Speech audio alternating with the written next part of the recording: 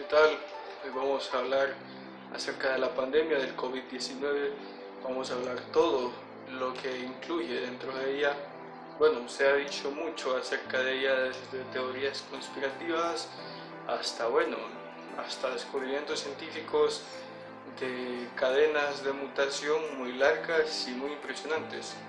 Entonces, lo primero es aclarar estos tres términos que hemos escuchado tanto en todos estos días. El primero es el de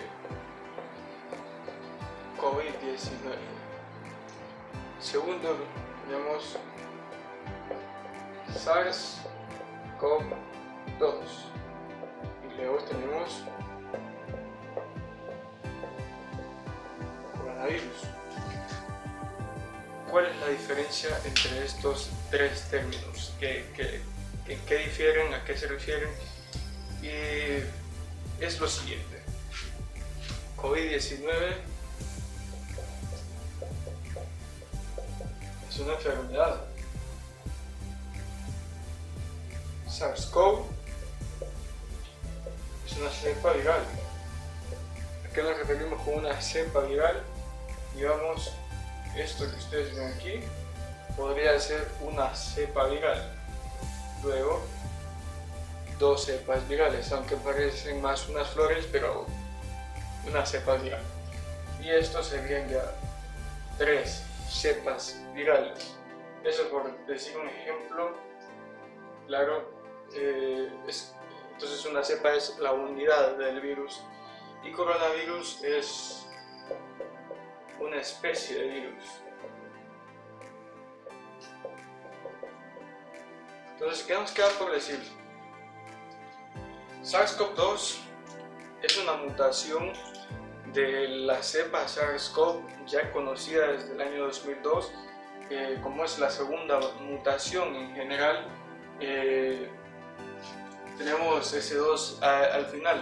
Entonces, SARS-CoV-2, la cepa viral, al entrar en el cuerpo y replicarse, produce la enfermedad del COVID-19.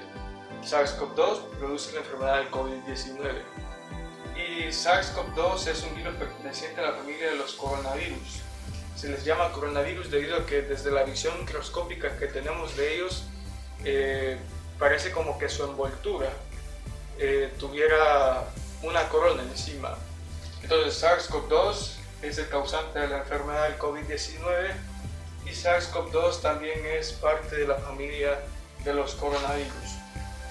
Siguiente pregunta que tenemos es: ¿cómo llegó a nosotros? ¿Qué tuvo que pasar para que con SARS-CoV-2, este coronavirus, llegara a nosotros? Lo importante es lo siguiente: tenemos que SARS-CoV-2 es un virus zoonótico. En el video anterior hicimos una aclaración acerca de que los virus zoonóticos son todos aquellos que no tienen como hospedador original a la especie humana. Un caso muy específico para esto podría ser el VIH, el ébola y el H1N1. Estos tres virus tenían como hospedadores originales a cada animal, cada uno.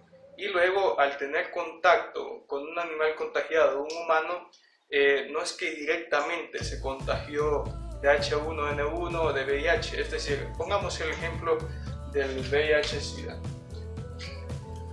Tenemos el ejemplo del VIH. El VIH se cree que es un virus que tiene como hospedador original a algunas especies de primates. No es que directamente un humano que llegue y tenga contacto con un primate contagiado de VIH también va a contraer el VIH. No es así de fácil. El VIH tiene que pasar por un proceso de mutación para poder replicarse dentro de nosotros. Además, también tiene que sobrevivir al ataque del sistema inmunológico.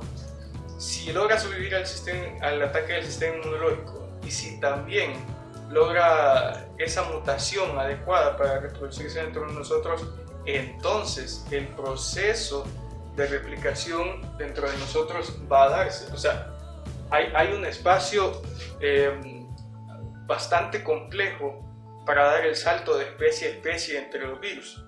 Digamos en el caso del coronavirus, se presume, y es lo más probable hasta ahora, que haya venido del murciélago.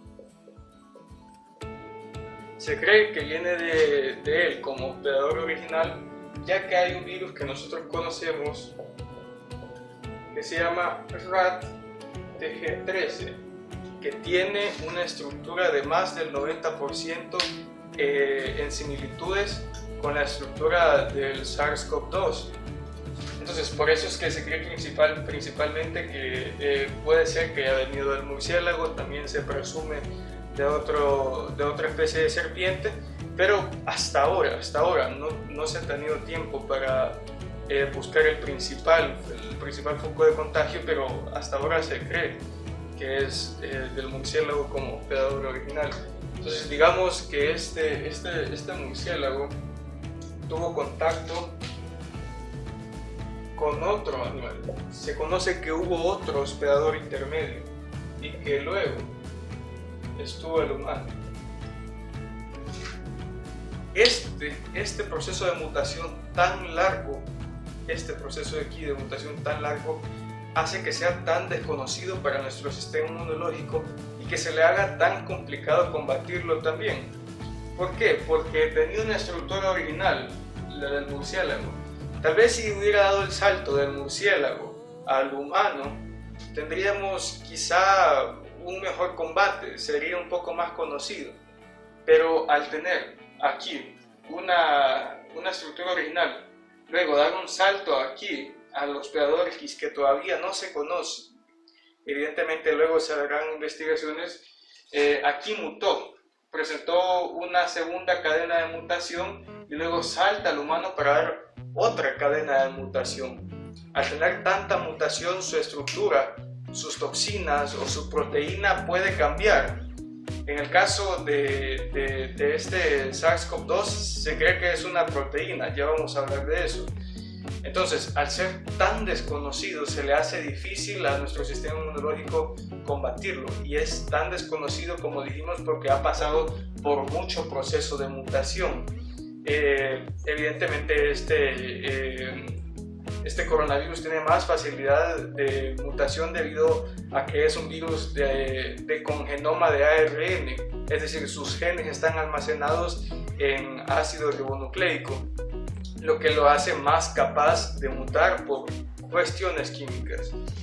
Entonces, porque ha tenido tantas mutaciones, es tan desconocido para nuestro sistema inmunológico, y por eso es que en algunos pacientes se complica. Con eso hablamos de por qué a veces es tan desconocido para nuestro sistema inmunológico. Puede ser que en algunas regiones no sea tan desconocido como en otras y el combate contra él sea un poco más fácil, ya sea porque dentro de la región hay un virus con una estructura similar y por eso el sistema inmunológico puede combatirlo un poco mejor, porque la mutación del virus no se dio tan rápido, saben, diferentes cosas que pueden influir dentro de qué tanto se va puede sufrir complicaciones un paciente. Y a eso es lo que vamos ahora. ¿De qué depende? ¿De qué depende una complicación? Vamos a dividir en dos las complicaciones. Primero, las que dependen del virus, y luego las que dependen del humano. Y las del humano, vamos a hablar de las condiciones, la condición del sistema inmunológico. Luego vamos a hablar del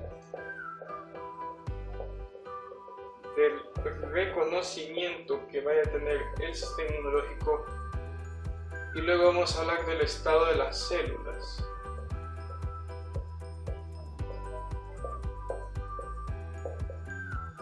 En el caso de la del virus, vamos a hablar de carga viral, mutaciones, de las mutaciones en el tiempo, y vamos a hablar del proceso de adaptación.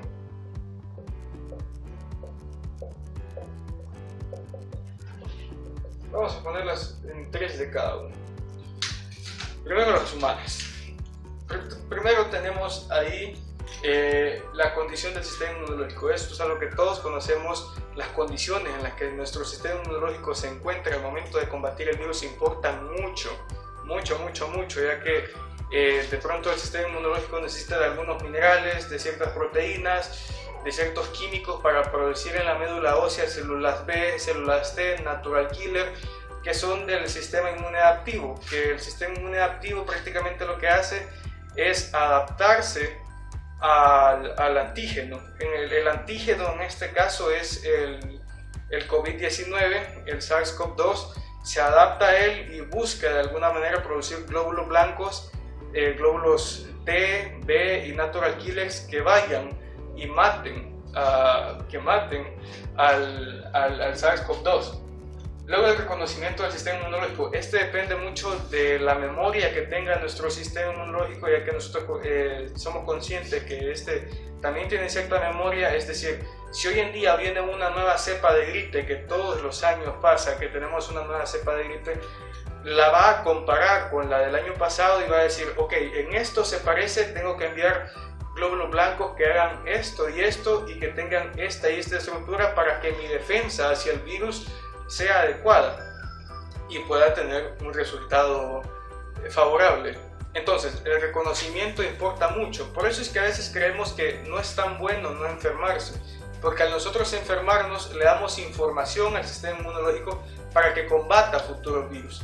El sistema inmunológico tiene mucha complejidad y tiene esta memoria que le ayuda a combatir mejor a futuros virus en base a lo que ha combatido en el pasado. Es decir, si tú has combatido un virus en alguna región, se ha tenido un virus similar en estructura al COVID-19, pues se va a poder combatir, no tan directamente ni con tantos resultados favorables, pero va a ser de una manera más fácil, porque el sistema inmunológico promedio va a reconocerlo medianamente y va a decir, ok, tengo que por lo menos enviar con esta estructura y con esta función para tener un resultado medianamente favorable. Luego tenemos el estado de las células, que este siempre va a ser un factor. Nuestras células en ciertos momentos se ponen en descanso para hacer un modo ahorro de energía, sí, así se le conoce como en los celulares. Un modo ahorro de energía en el que van a tener prácticamente esa función, un descanso. Entonces, si las células están en descanso, al virus le tiene que costar un poco más replicarse dentro de nuestras células.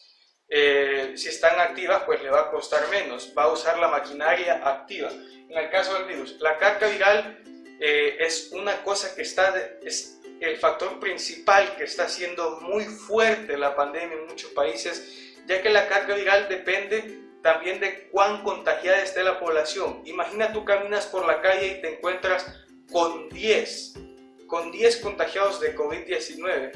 Entonces, esos 10 contagiados van a pasarte a ti ciertas cepas. Entonces, no es lo mismo que tú te contagies de 2 cepas que de 10 cepas. 10 cepas te van a crear una situación complicada más rápida que 2 cepas. Entonces, si tú tienes una carga viral baja, es mucho menos probable que tengas complicaciones a que si tienes una carga viral alta.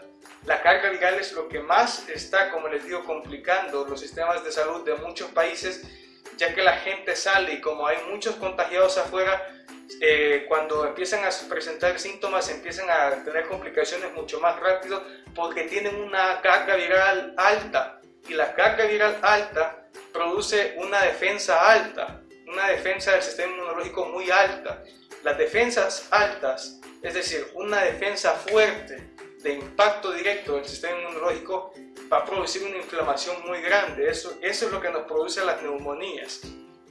Una inflamación alta dentro de nuestros pulmones, dentro de nuestro sistema respiratorio, y nos va a llevar a una situación complicada antes si tenemos cargas virales altas. Las mutaciones en el tiempo, esto es algo ya de cuando el virus ya está dentro de nosotros. Las mutaciones en el tiempo nos pueden ayudar. Si el virus muta y en su proceso de reproducción, porque el virus siempre que se replica muta, o sea, no hay un virus exactamente igual a ninguno, así como no hay un humano exactamente igual a ninguno. Entonces, conforme el virus vaya replicándose en nuestro cuerpo, puede hacerse o menos mortal o más mortal. Eso también va a depender si alguien va a tener complicaciones o no. Las mutaciones en el tiempo que vaya a tener el virus dentro de nosotros, que como dijimos, o lo puede hacer más mortal, o lo puede hacer menos mortal, o puede presentar más complicaciones o menos complicaciones. El proceso de adaptación. El proceso de adaptación se encuentra dentro de la fase inicial de cuando un virus llega a un país. Actualmente El Salvador todavía se encuentra en el proceso de adaptación del virus. Es decir, el virus va a llegar a la población. El virus va a empezar a replicarse, pero aunque muchos digan que no, pero sí, es un hecho comprobado por la comunidad científica que el virus en todas las regiones del mundo ha tenido que mutar para adaptarse. Es decir, el virus que tenemos aquí no es el mismo que tienen en México, no es el mismo que tienen en Italia, no es el mismo que tienen en China. ¿Por qué? Porque tiene que adaptarse a las condiciones promedio del cuerpo de un latinoamericano y también tiene que adaptarse a los sistemas inmunológicos promedio de los latinoamericanos. Tiene que adaptarse al clima, que también es algo importante, tiene que producir esas mutaciones específicas que pueden sobrevivir en Latinoamérica. Las mutaciones que pueden sobrevivir en Latinoamérica no son las mismas que pueden sobrevivir en Europa. Y este proceso tenemos en El Salvador actualmente. El virus, mientras más contagia, más muta. Y al más mutar, más se adapta. Entonces es importante que no siga propagándose tan rápido, porque si no la mutación y la adaptación van a venir más rápido y por tanto las cargas virales, que son el detonante del colapso, van a venir más rápido. Espero que hayamos entendido esta parte, porque es esencial. Entonces, luego decimos, ¿qué pasa con el coronavirus? Es lo peor que hemos visto hasta ahora, y la verdad es que esto no depende tanto no hay una verdad absoluta en decir es peor esta pandemia que la peste bubónica, es peor esta pandemia que la gripe española. No hay una verdad absoluta en esto. La verdad es que queda opinión, y en mi opinión creo que no estamos viendo algo peor que la peste bubónica ni que la gripe española. Les explico por qué. En mi opinión es porque, digamos, con esta pandemia del COVID-19 hasta ahora solo hemos tenido contagios entre humanos. A diferencia de, vamos a ponerle GP a la gripe española, que aquí se contagiaban gatos, perros, y también había contagios entre humanos como siempre. Y ya no digamos de la peste bubónica, que la vamos a poner aquí también. La peste bubónica podía pulgas, algunos roedores,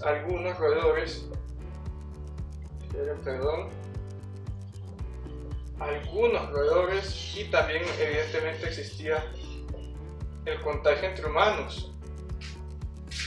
Entonces, aquí tenemos actualmente en el COVID-19, puede ser que con el tiempo también el virus también se adapte a otros animales, pero eso lo podemos evitar mientras menos se propague. Es decir, es importante que no se siga propagando alrededor del mundo en cualquier parte. Para que no se vaya a adaptar a ningún animal es importante, por eso el quédate en casa. Entonces, actualmente solo tenemos humanos contagiados, o sea, el virus solo se propaga de humano a humano. Luego, en la gripe española, en animales domésticos, es decir, en tu casa no solo te podías infectar por tu familia, también por tus perros, por tu mascota, por tus gatos, porque también podía replicarse dentro de ellos. La peste bubónica, un desastre, es impresionante. Las pulgas, que son animales que no puedes verlos, digamos, a simple vista, es decir, te podían contagiar sin que te des cuenta. Los roedores igual, podías tener roedores en tu casa, no había maneras de exterminio tan eficaces como las de hoy en día, y también estaba el contacto humano, el contagio por humano, es decir, los humanos siempre han estado, pero han habido otras especies, más focos de contagio en las anteriores pandemias que en esta, es decir, no estamos todavía al nivel de la gripe española o de la peste bubónica, y hay que evitar llegar a eso también. hay que evitarlo. También influye que antes, aún en 1919, cuando se produce la gripe española, no teníamos métodos antiinflamatorios tan buenos como los de hoy en día, métodos anticoagulantes como hoy en día. Entonces, hoy vivimos mejor de lo que pensamos. Como último punto, vamos a hablar de la cura. Vamos a hablar de la cura. Y para esto vamos a decir lo siguiente. Solo un pequeño corte para hacer este dibujo que tenemos aquí. Y es que vamos a aclarar una cosa, vamos a hablar de la cura. Para hablar de la cura tenemos que decir que es un tipo de vacuna recombinante. Ese tipo de vacunas utilizan partes del virus, ya sea como la cápside, como la membrana lipídica, otras partes de la envoltura o las propias proteínas del virus, partes del virus que vamos a analizar en otros videos.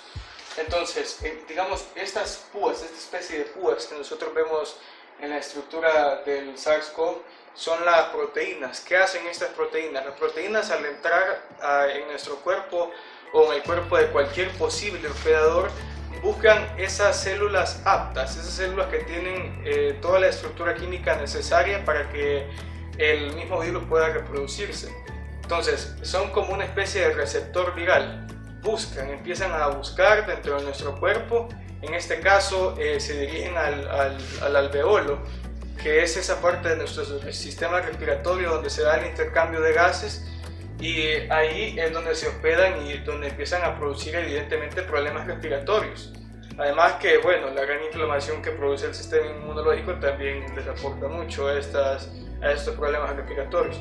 Entonces se cree que estas glucoproteínas, es el nombre que se le da, son las que han mutado, son las que han sufrido una mutación impresionante, larga, son muy desconocidas para nuestro sistema inmunológico, por tanto no puede combatirlas de manera tan fácil, no puede combatir al virus completamente porque no conoce la estructura de estas glucoproteínas.